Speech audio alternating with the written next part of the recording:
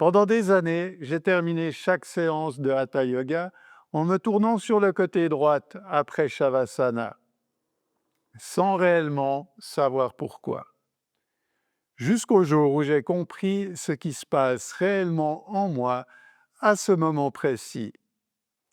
Ton cœur, ta pression artérielle, ton système nerveux autonome, tout est lié. Mais il y a une exception à cette règle qui peut littéralement sauver de vies. Aujourd'hui, on va explorer ça, voir que le yoga ancien et la médecine moderne le confirment.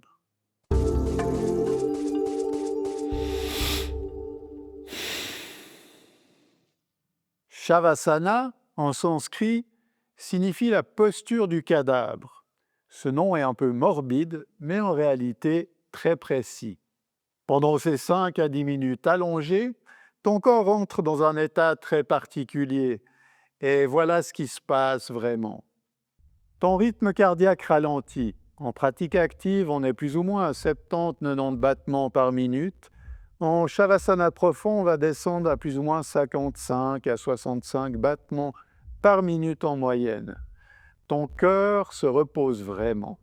Ta pression artérielle chute progressivement, le tonus vasculaire diminue, ton corps lâche.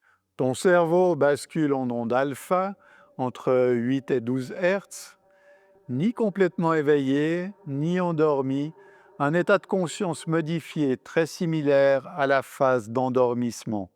Ton système nerveux autonome bascule en mode parasympathique. C'est le mode repos, le mode récupération, le mode régénération. Le cortisol baisse, ton corps est dans un état de réparation active. Techniquement, tu traverses un état de relaxation profonde, comparable aux premières phases du sommeil. Le problème, c'est que si tu te relèves directement dans cet état-là, ton corps n'a pas le temps de réajuster la pression artérielle. Le sang a plutôt tendance à se concentrer dans les jambes et sous-perfuser le cerveau. Résultat, vertige, vision floue et même parfois syncope, c'est ce qu'on appelle l'hypotension orthostatique. Et c'est la raison pour laquelle on ne se relève jamais directement de Shavasana. Mais pourquoi le côté droit d'abord?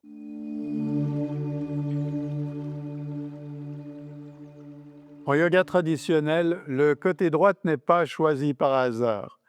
Dans les textes anciens, comme le Hatha Yoga Pradipika, et dans les enseignements sur les nadis, c'est les canaux énergétiques, le côté droit est lié à Pingala Nadi, le canal énergétique solaire masculin actif.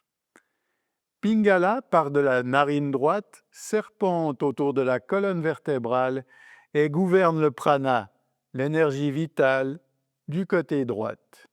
Se tourner sur le côté droit, selon le yoga traditionnel, permet à Pingala de s'activer progressivement, facilitant le passage de repos profond à l'état d'éveil conscient. Mais la médecine moderne dit quelque chose de fascinant. Quand tu restes allongé, ton système nerveux passe en mode parasympathique et te relever directement crée un choc. Le système sympathique doit reprendre le contrôle en quelques secondes. En passant par le côté droit, tu permets une transition progressive. Ton corps réactive doucement la tonicité vasculaire, la pression remonte graduellement et le cerveau reçoit le signal d'un réveil sans à-coups. C'est comme de passer de la nuit au jour avec un lever de soleil plutôt que d'allumer un néon en pleine obscurité. Voici quelque chose que très peu de profs de yoga t'expliquent. Ton cœur est positionné légèrement à gauche du centre de ta poitrine et l'apex du cœur, donc sa pointe, est dirigé vers le bas légèrement sur la gauche. Quand tu te couches sur le côté gauche, le poids de certaines structures médiastinales peut exercer une certaine pression sur le cœur. Et côté droite, le cœur reste libre dans la cage thoracique. Aucune compression, la circulation repart naturellement. Ton système digestif a un sens naturel de progression. Le contenu gastrique se déplace du côlon ascendant vers le côlon transverse, puis le côlon descendant, de droite à gauche dans ton abdomen. En te couchant sur le côté droit après Shavasana, tu facilites légèrement le transit du contenu de l'estomac en direction de l'intestin grêle en t'aidant de la gravité. 3 raisons, 3 angles différents. Yoga millénaire, médecine contemporaine, même réponse. Mais il existe une exception et cette exception peut protéger une vie.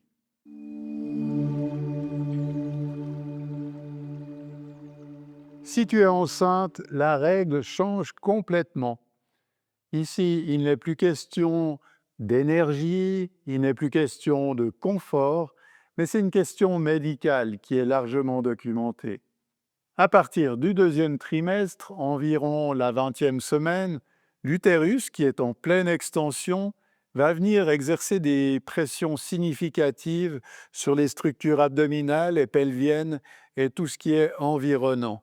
Sur le côté droit de la colonne vertébrale lombaire se trouve un vaisseau sanguin fondamental, la veine cave inférieure. C'est celle qui collecte tout le sang veineux des membres inférieurs, des organes pelviens, pour ramener en direction du cœur vers la droite.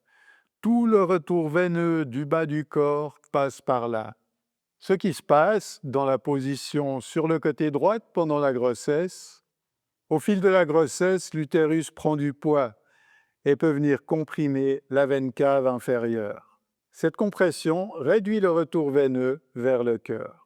Le débit cardiaque chute, l'apport en oxygène au fœtus est réduit et la mère peut ressentir divers inconforts. En te tournant sur le côté gauche, la veine cave reste dégagée, le retour veineux est optimal, le débit cardiaque maternel se maintient, le flux placentaire est préservé, le bébé reçoit l'oxygène dont il a besoin. Ce qui est remarquable, c'est que le yoga traditionnel a son explication propre.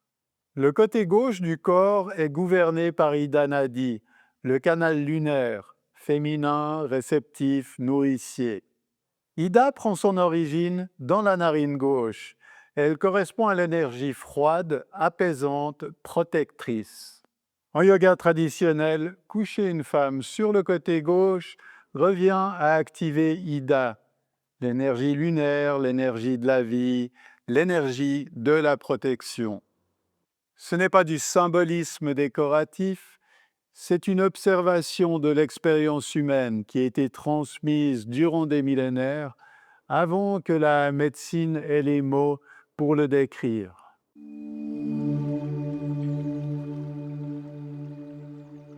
Je trouve absolument fascinant parce que c'est 2 approches, 2 vocabulaires complètement différents qui ont presque 2000 ans d'écart. Le yoga parle de Pingala et d'Ida, la médecine parle de système nerveux autonome, de veine cave inférieure, mais les deux disent exactement la même chose. Le yoga n'est pas une croyance, le yoga n'est pas du New Age, c'est une observation millénaire du vivant. Elle a été codifiée dans un langage symbolique et énergétique qui attendait la science pour être décrypté. Et quand tu comprends ça, chaque geste de yoga devient complètement différent.